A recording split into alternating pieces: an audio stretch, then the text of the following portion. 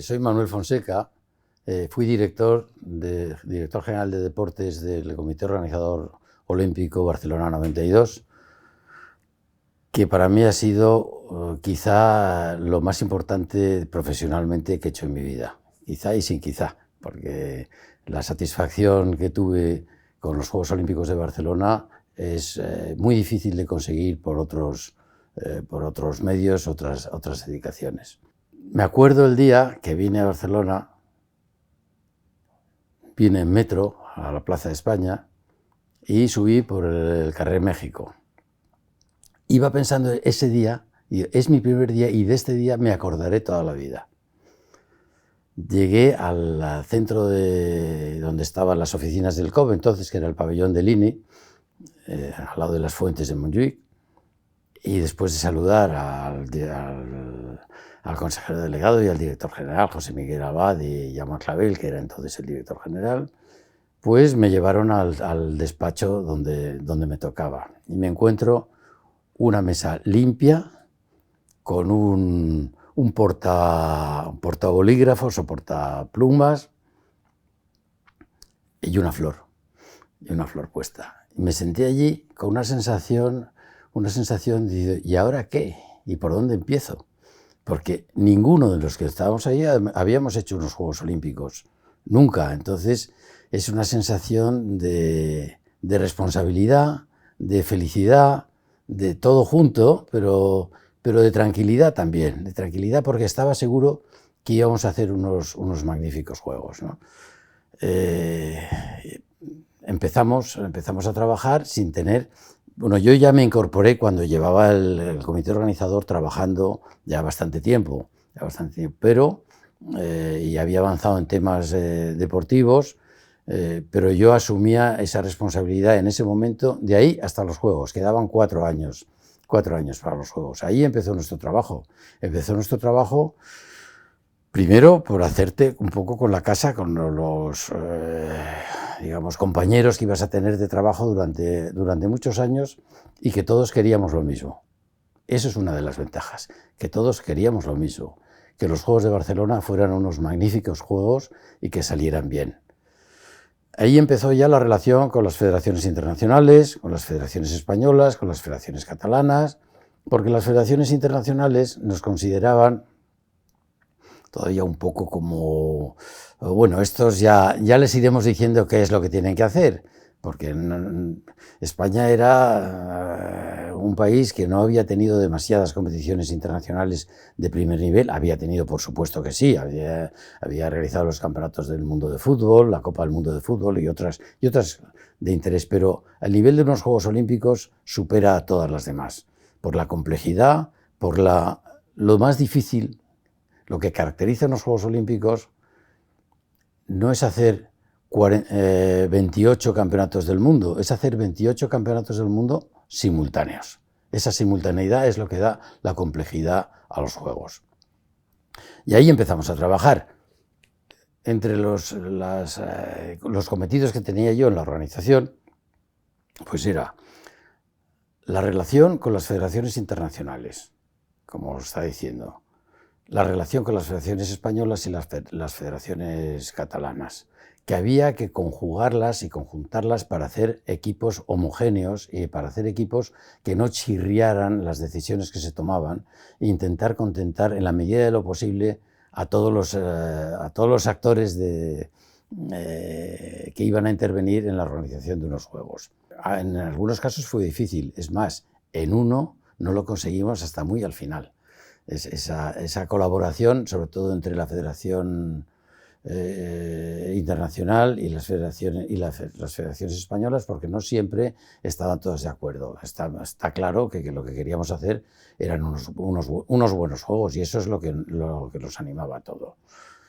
La misión que en otros Juegos Olímpicos posteriores se disgregó en otras divisiones o en otros departamentos, que era la relación con los comités olímpicos nacionales. Eso nos cayó a nosotros. Porque era muy complejo. De los 172 comités olímpicos nacionales que tomaron parte en los Juegos Olímpicos de Barcelona, todo el mundo conoce a los importantes, pues no sé, entonces era la Unión Soviética, Estados Unidos, Gran Bretaña, Alemania, Italia, Francia, tal, pero después hay otros docenas de comités olímpicos que nadie sabe ni que existen. Bueno, a todos había que tratarlos con el mismo cariño, con la misma disposición de ayudarles, de echarles una mano.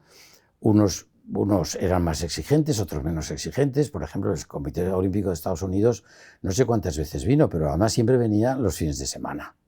Y los fines de semana era una faena que nos vino los fines de semana, porque claro, venía primero a Albertville, porque entonces coincidían los Juegos Olímpicos de invierno y los Juegos Olímpicos de verano, primero a Albertville y después a Barcelona.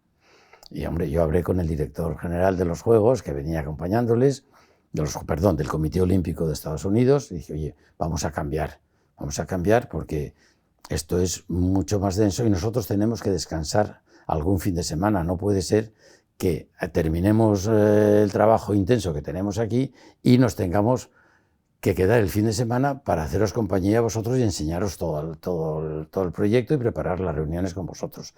Entonces lo comprendieron perfectamente y a partir de ese momento, primero venían aquí, trabajábamos entre semana, lunes, martes, miércoles, jueves y casi viernes, y después se iban a Albertville, que serán los juegos más sencillos, los juegos de invierno, ¿no? Y eso verdaderamente supuso un grado de confianza de los comités olímpicos nacionales en nosotros. Nos miraban en un principio lo mismo que los presidentes de federaciones, como si íbamos a saber nosotros hacer estos juegos. Y poco a poco se fueron convenciendo de que trabajábamos bien, de que hacíamos bien las cosas. Y fueron teniendo confianza en nosotros. Y eso también para un comité organizador es muy importante, que las gentes con las que trabajas tengan confianza en ti, que no estén dudando continuamente de si lo vas a hacer bien, si no lo vas a hacer bien, y qué es lo que se nos ha ocurrido. Era duro porque los presidentes de federaciones internacionales son exigentes, muy exigentes. Y todos quieren lo mejor para ellos. Había que convencerles no solo de lo que era bueno para ellos, sino de lo que era bueno para nosotros. Porque claro, cuando una federación te pide una instalación de 15.000 espectadores, ¿y qué vamos a hacer nosotros con una instalación de 15.000 espectadores después? Enterarnos de cómo funcionaban los Juegos Paralímpicos. Eso también nos tocó a nosotros en la primera fase. Ahí me mandó José Miguel Abad a los Juegos Paralímpicos de Seúl, como que fueron inmediatamente después de los Juegos Olímpicos. Me envió a mí como representante del COP92. Y allí me empapé a fondo de en qué consistían unos Juegos Paralímpicos. Bueno, pues lo que queríamos nosotros era racionalizar unos Juegos para Barcelona 92, para nuestro comité organizador. Tuve reuniones muy largas, muy densas con el presidente del Comité Paralímpico Internacional y con la secretaria general. Hasta los Juegos de Seúl, que para mí fueron los primeros Juegos Paralímpicos de la historia, aunque ahora hablan de los primeros Juegos, no eran. Anteriormente eran unos Juegos Paralímpicos un poco deslavazados. Cada deporte se hacía en un sitio. Y bueno, lo que se trataba era de utilizar las instalaciones olímpicas para el deporte paralímpico. Esto tenía unos problemas que muchos de los temas, por ejemplo, os pongo un ejemplo, en atletismo, en Juegos Paralímpicos, había 17 finales de 100 metros lisos, dependiendo del grado de minusvalía, de discapacidad de los deportistas que iban a competir.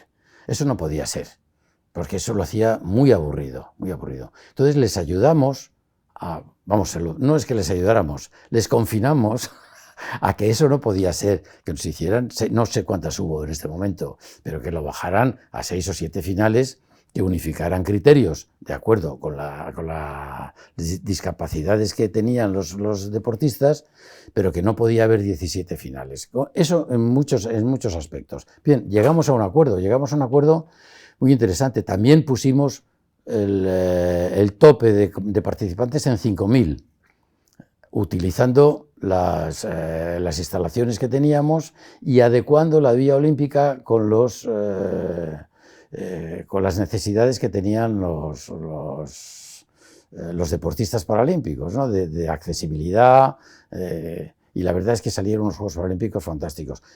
Llegamos al momento en que había que firmar el convenio con los Juegos, con el presidente del Comité Paralímpico Internacional, que eso por supuesto lo firmó el consejero delegado José Miguel Abad, pero ahí terminó nuestro papel, porque ya nombramos un director general de los Juegos Paralímpicos, y eso fue los primeros meses, que duraron unos 5 o 6 meses, de poder hacer la firma con el Comité Paralímpico Internacional, y ahí ya nos desligamos nosotros por supuesto que colaborábamos con ellos en todo lo que hiciera falta, porque trabajábamos, lo bueno que tenía el COP es que trabajábamos muy estrechamente, pensando que todos, eso que dije antes de que todos queríamos lo mismo, que es que salieran bien los Juegos, no se conseguía sin una colaboración entre todos nosotros, y eso se consiguió. Se consiguió con diferentes criterios, por supuesto, reuniones interminables, por supuesto, pero todos queríamos lo mismo hasta que llegáramos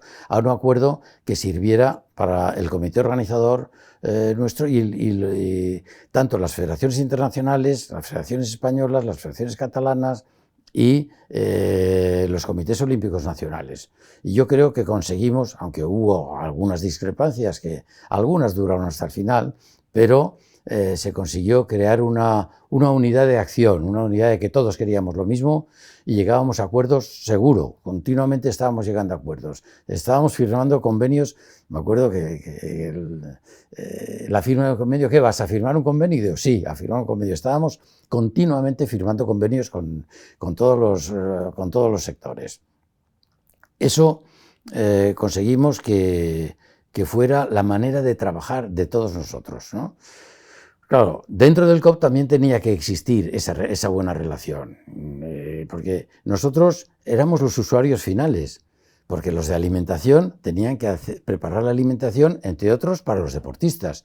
No come lo mismo un deportista de tenis, que no sabe cuándo va a jugar, porque están metidos en una urna allí metidos, porque si se lesionan los que han jugado antes, el partido siguiente se adelanta.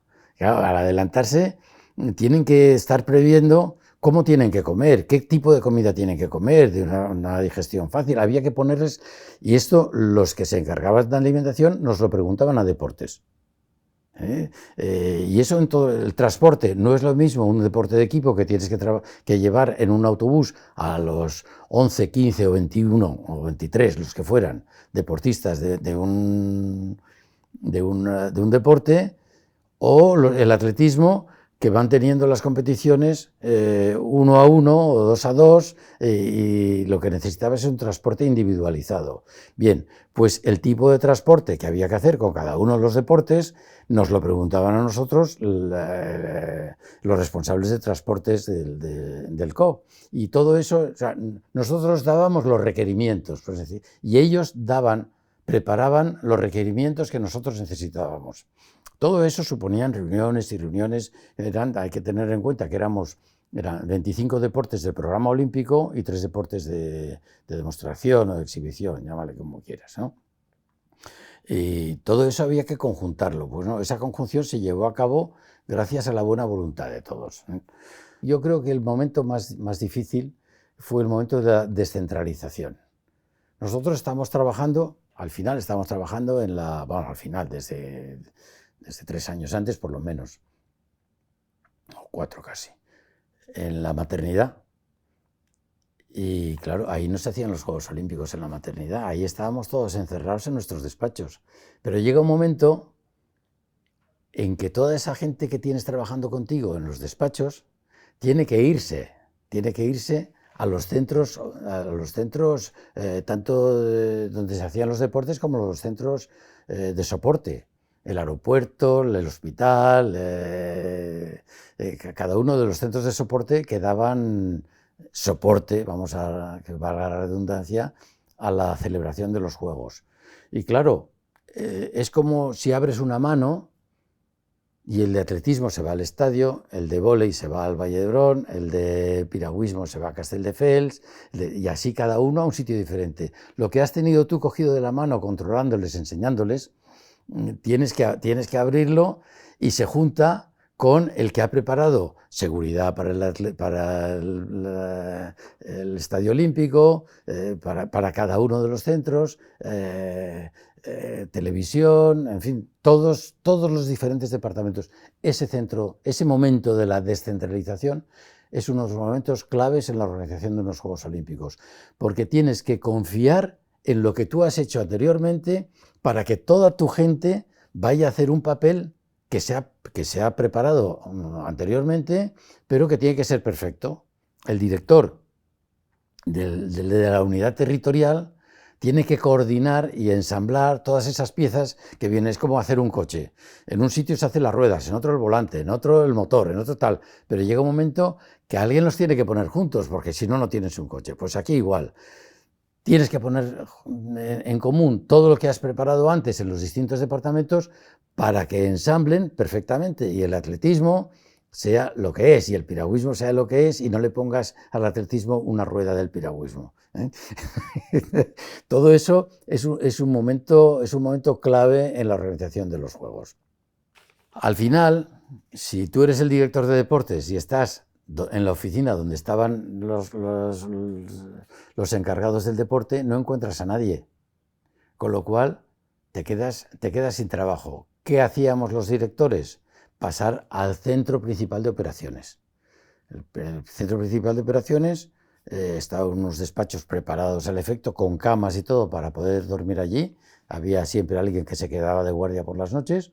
El centro principal de operaciones, ahí suponíamos ante el centro principal de operaciones que teníamos que resolver que el 10%, vamos, que el 90% de los problemas que se crearan en las distintas unidades territoriales y centros de soporte se tenía que resolver en la propia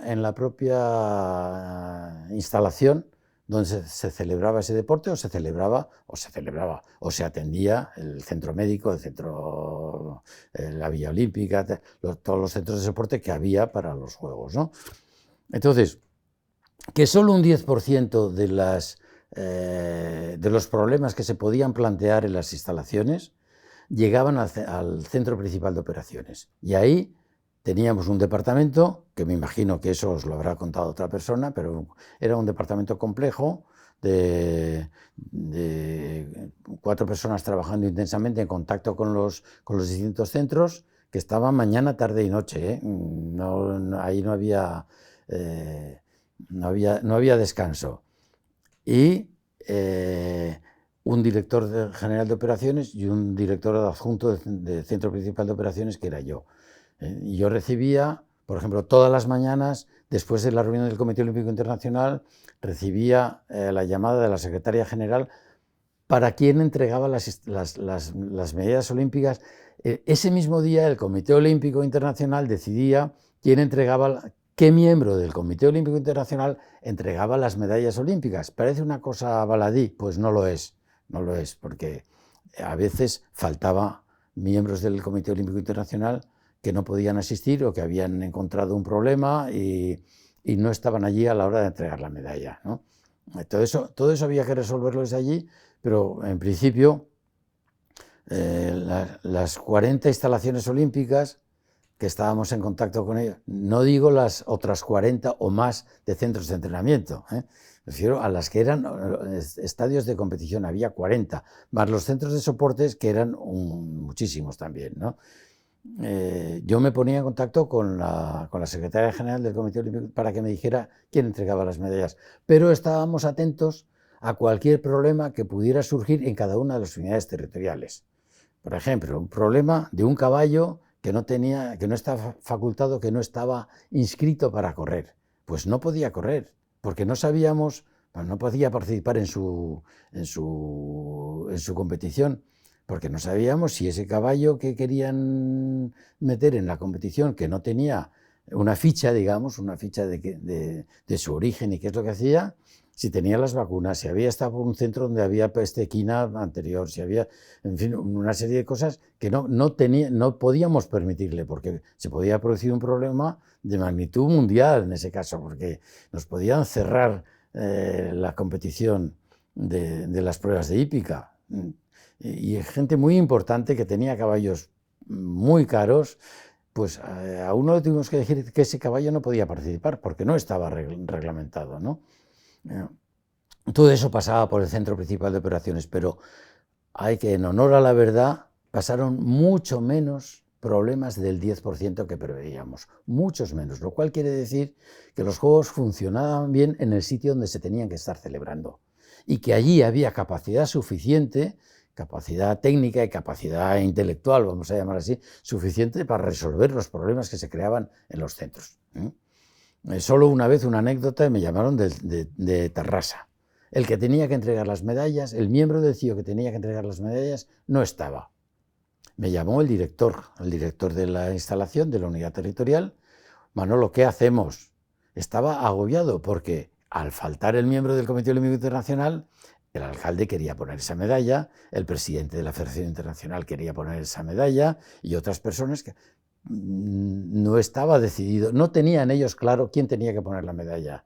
Que, mira, en caso de que, yo sí lo tenía claro, clarísimo, en caso de que el miembro del Comité Olímpico Internacional no acuda a poner la medalla, es el presidente de la Federación Internacional el que tiene que ponerla. Y se acabó. Ni alcalde, ni representante de no sé quién, ni delegado del gobierno, ni nada de nada. Es el presidente de la Federación Internacional. Y ya está, con eso es así, así es, se acabó el llanto, la pelea interna de la instalación, ¿no? Que las cosas estaban todas muy medidas, todas sabiendo qué es lo que había que hacer. Y bueno, ese era nuestro juego. ¿Cuáles eran? Me imagino que es una pregunta que haréis una repetición hasta la saciedad en estos encuentros que estáis haciendo con responsables, pero ¿cuáles fueron las claves del éxito? Hay un libro muy bueno que se llama Las claves del éxito, que me imagino que lo habréis leído todos, porque claro, no se pueden comprender unos Juegos de Barcelona de por qué han tenido ese éxito si no se lee ese libro. Es verdad que no todo el libro está en conexión con las claves, pero hay capítulos muy importantes, muy interesantes, que conviene leérselos porque ahí está la filosofía de los juegos, está, digamos, la esencia de por qué hicimos los juegos, de por qué se hicieron los juegos. Fíjate, si eso es anterior, por qué se piden unos juegos, cómo se piden unos juegos y cuál es la idea de hacer unos juegos. Lo primero, yo creo que una de las claves del éxito fue la conciencia y responsabilidad de los ciudadanos. Y no me refiero solo a los ciudadanos de la calle de Barcelona, sino la nuestra también.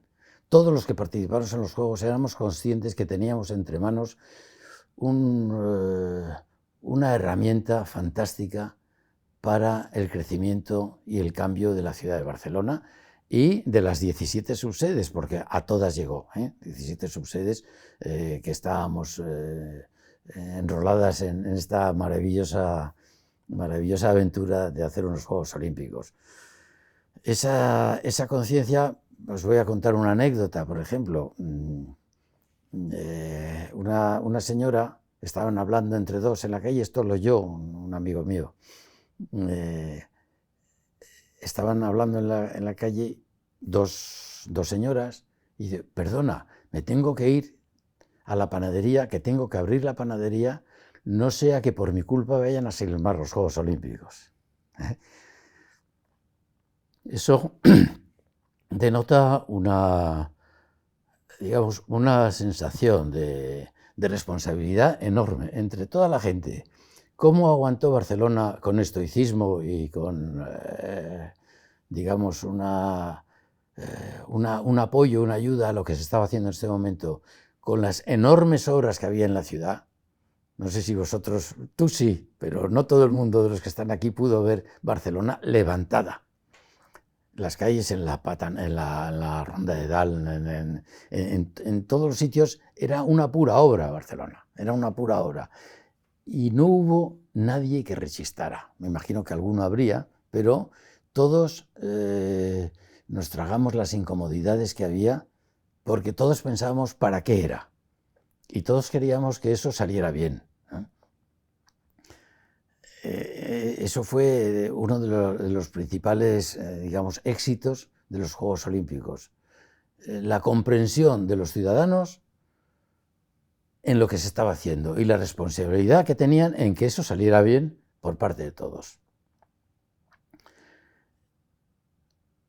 Otro era el concepto de por qué se hacían unos juegos, qué interesaba hacer. Los comités olímpicos nacionales, el Comité Olímpico Internacional también, quieren que sus juegos sean los mejores de la historia. Pero nosotros queríamos que fueran los mejores de la historia no para los Juegos Olímpicos, sino para la ciudad. No hacer unas instalaciones que sirvieran para los Juegos, sino unas instalaciones que sirvieran para el día después de los Juegos, que fueran de acuerdo con el tamaño, con las medidas de la ciudad y que sirvieran para algo. Yo creo que Barcelona y, digamos, los Juegos Olímpicos de Barcelona y todas las subsedes hicieron las instalaciones que necesitaba la ciudad, cada una en lo que correspondía. Por ejemplo, el pabellón de balonmano de Granollers, 5.000 personas. Las exigencias de las federaciones internacionales es, no, yo quiero 15.000. Oiga, ¿para qué quiere usted 15.000? ¿Y qué hacemos nosotros después con esto? Que esto es una de la Agenda 2020 del Comité Olímpico Internacional. Cuando ha visto que el Comité Olímpico Internacional empezaba a desfallecer la demanda de ciudades que querían los Juegos Olímpicos, que se ha visto bastante gravemente alterada por esta megalomanía que en un principio tenía el Comité Olímpico Internacional y sobre todo las federaciones internacionales, que son las que exigen, la verdad es que son las que exigen. Pues ha dado marcha atrás y ahora las instalaciones olímpicas no son lo que eran antes. Se tiende a utilizar instalaciones que ya existían, no una gran instalación nueva, de una capacidad enorme que no viene a cuento. Y todo eso, el hacer que las instalaciones, tanto olímpicas como no olímpicas, quiero decir, me refiero a las instalaciones de soporte que se hagan, estén de acuerdo con el tamaño y la misión que les da la ciudad para después de los Juegos Olímpicos, eso fue básico. Otra cosa que fue muy importante fue el papel de los deportistas españoles en los Juegos. Eso nos insistía mucho Juan Antonio Samarán. Trabajar en este tema, pero eso no era a nosotros, porque nuestra misión no es preparar a los deportistas que van a competir, es prepararles las instalaciones y las necesidades que tienen. Es la Federación Nacional correspondiente y el Comité Olímpico Español los que tenían, o sea, Consejo Superior de Deportes, federaciones y Comité Olímpico, los que tenían que preparar a los deportistas españoles. El Comité Olímpico menos, pero es función del Consejo Superior de Deportes, pero no del Comité Organizador de los Juegos. Nosotros no teníamos que preparar a los deportistas para los Juegos. Eso sí, si nos venía bien que el ciclismo pudiera utilizar las instalaciones donde se iba a celebrar, que el velódromo estuviera a punto para que los deportistas españoles, eso lo hacen todos los comités olímpicos nacionales que organizan los Juegos Olímpicos, todos los comités organizadores. Por ejemplo, que el canal de regatas, para ver cómo es la dureza del agua, cómo es no sé qué, lo pueden utilizar los deportistas españoles, pues sí, por supuesto, eso lo utilizaron. No vamos a ser tan tontos cuando lo están haciendo todos los demás en sus países, nosotros no hacerlo, ¿no?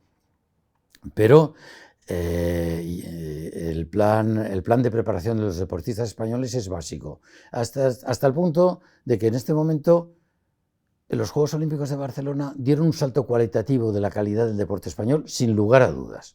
Hicimos cursos para árbitros. Aquí había muchos árbitros de fútbol, de baloncesto, de balonmano, pero de bádminton, de esgrima, de otros deportes, de piragüismo, tal, no había casi árbitros. Hicimos un curso de acuerdo con las federaciones españolas y con el Comité Olímpico Español para pagar a tercios la preparación de los árbitros españoles. ¿Qué ha pasado? Que acaban los árbitros españoles, acaban los Juegos Olímpicos y España se queda con un bagaje de árbitros de todos los deportes que antes no tenía. Pero preparados al nivel máximo, al nivel de alta competición, no al nivel de un colegio, ¿no? Que hace falta. Y eso es un bagaje que queda para el deporte español. Los entrenadores, pues también las federaciones españolas y el Consejo Superior de Deportes contrataron a los mejores entrenadores. Bueno, pues todo eso, toda esa preparación que llevó consigo el éxito del deporte español con 22 medallas, de las cuales 13 eran de oro, que no se ha vuelto a conseguir desde entonces, no se ha vuelto a conseguir. Siempre estamos en 17, 18, pero las 22 no se han vuelto a conseguir. Espero que ahora, si hay nuevos criterios tendrán que estudiar qué hay que hacer para poder seguir más adelante, ¿no? Bueno, eso no nos tocaba a nosotros, pero eso sí influyó en la percepción que España entera tenía del éxito de los Juegos de Barcelona. No solo en Cataluña, sino toda España. Supuso un antes y un después en los Juegos Olímpicos de Barcelona del deporte español, sin lugar a dudas. Y nuestra satisfacción enorme fue el día siguiente a los Juegos, a la ceremonia de clausura de los Juegos, porque primero habían salido bien. Teníamos la percepción de que habíamos puesto todo nuestro empeño en que salieran bien. Y si cogéis el periódico de La Vanguardia del día siguiente a los Juegos Olímpicos, eran unas letras así de grandes que ponía matrícula de honor. Perdonad, pero me emociono. Eso fue un problema porque no dependía de nosotros, dependía de la admisión o no de las federaciones internacionales correspondientes si aceptaban que esos nuevos países que estaban naciendo pudieran participar por sí mismos en los Juegos o tenían que ir integrados dentro del país anterior que los... Bueno, hubo varias soluciones, pero por ejemplo, y otros que estaban en guerra. Yugoslavia estaba en plena guerra, no participó Yugoslavia, no participó, pero se creó la figura, de acuerdo con el Comité Olímpico Internacional, en realidad la creó el Comité Olímpico Internacional y nos lo propuso, pero eso Gilbert Fely, el director general de los Juegos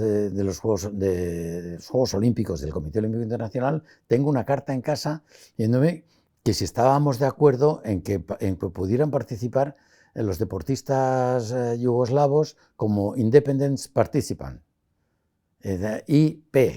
Entonces, participaron en los Juegos porque los deportistas no tenían la culpa de la guerra que estaba ocurriendo en su país. Y es una faena enorme, que deportistas que estaban preparándose durante muchos años, no 4 años antes, ¿no? Un deportista olímpico se prepara desde muchos años antes, no pudiera participar por culpa de una decisión política en unos Juegos Olímpicos que nada tenían que ver con los problemas que había en su país. Entonces participaron como Independent Participant. Fue una solución que iban con el himno olímpico y con la bandera olímpica. No iban con la bandera de su país ni el himno de su país. Por ejemplo, fue el desmembramiento de la Unión Soviética. En ese preciso momento. Bueno, pues tuvimos, y esto de acuerdo con Luis Millet, que tenías que buscar qué solución había y todos tenían que participaban con la bandera de su país, que fue un problema, desfilaron con la bandera de su país. Y después estaban con el Comité Olímpico Internacional, con la bandera, perdón, con el Comité Olímpico Nacional correspondiente, con la bandera de su comité, ¿no? O con la bandera olímpica, a secas, con los aros olímpicos, dependiendo, no me acuerdo exactamente con qué bandera desfilaban, pero tenía que desfilar con una bandera neutra, que no fuera de su país, ni fuera de cada uno porque todavía no estaban constituidos, estaban recién constituidos, no había dado tiempo, pero por ejemplo, se consiguieron 12 banderas de las 12 repúblicas soviéticas que desfilaban con su nuevo país, con el país al que pertenecían. Eso fue un trabajo tremendo, conseguir un montón de banderas de los países de la Unión Soviética. Bueno, pues se consiguieron, ¿no? Y esa es la pregunta que más o menos se intentó buscar, de acuerdo con el Comité Olímpico Internacional, qué solución había para que no sufrieran los deportistas por culpa de guerras o de situaciones que ellos no tenían nada que ver.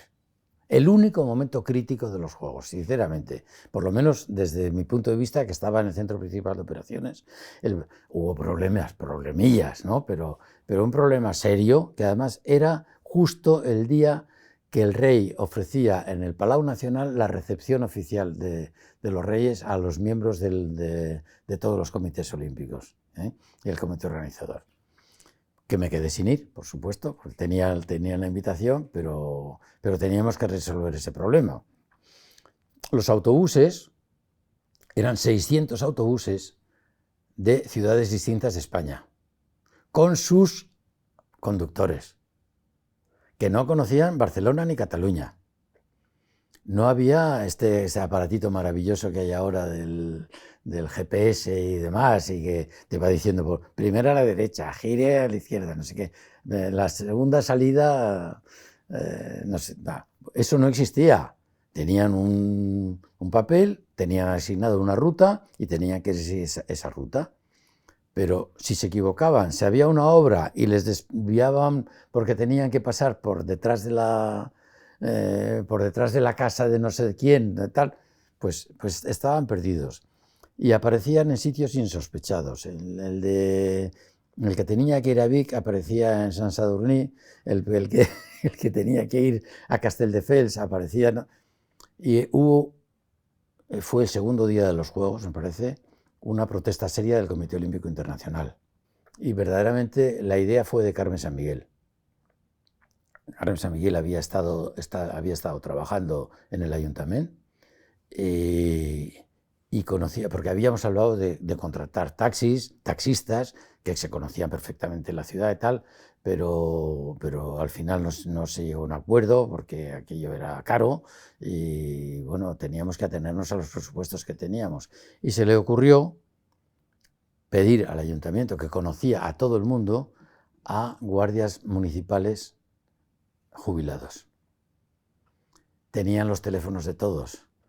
Los llamaron esa misma noche, para ver si se podían incorporar al día siguiente. Y poniendo en cada uno de los autobuses problemáticos, claro, si era venir de la Villa Olímpica aquí al Estadio Olímpico no hacía falta, ¿no? Pero los que tenían que ir a distintos centros de instalaciones complicados de llegar, tenían su guardia municipal que les llevaba al sitio. Y así se solucionó de un día para otro, gracias a la idea de Carmen San Miguel, que le debemos muchas cosas.